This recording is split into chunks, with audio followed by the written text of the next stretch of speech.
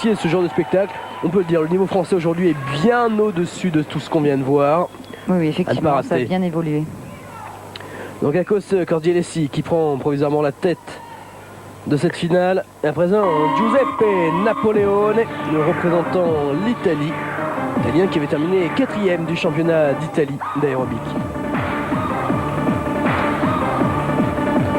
Alors là, la musique, c'est pas du tout original. Hein. C'est quoi, la 298e fois qu'on l'entend en 2 années de compétition sur Eurosport. Passe partout. Un peu trop d'ailleurs. Il faut savoir qu'en note artistique, la musique a une grosse importance. Une grosse importance, et qu'il est très intéressant de pouvoir travailler sur des musiques originales, aussi bien pour les athlètes que pour les juges, parce que entendre un morceau 15 fois de suite dans une compétition, c'est assez rébarbatif. On se rappelle, c'était il y a 2 ans, c'était au championnat du monde, le néo-zélandais qui nous avait proposé un mélange de haka, de l'équipe de rugby, etc. C'était vraiment superbe, très original. Mais à partir de cette année, ça sera beaucoup plus libre au niveau de la musique, dans la mesure où nous n'avons plus besoin d'avoir un seul morceau musical, mais plusieurs. On peut faire des mixages, alors que jusqu'à maintenant, c'était interdit. Ce qui limitait un petit peu l'originalité.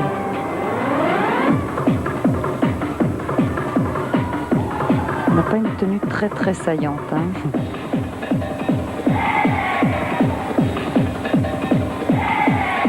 Ces abdominaux sont relativement simples.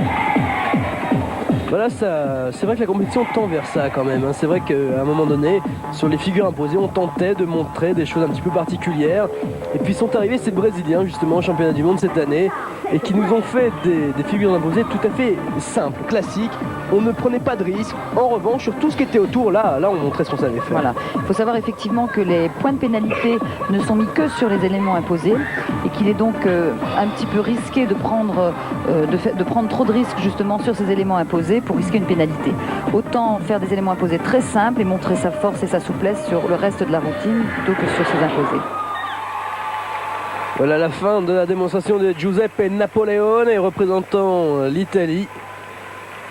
Il avait terminé 2e des éliminatoires. 2e place qu'il devrait logiquement conserver. C'était quand même nettement au-dessus de ce qu'on venait de voir, aussi bien le Hongrois le Britannique. En revanche, attention, ce matin, il s'est fait battre au niveau des éliminatoires par un Islandais, Magnus Scheving, qui va être le dernier à passer justement. Napoléon est 7,56. Oui, pas de problème, hein, il est en tête.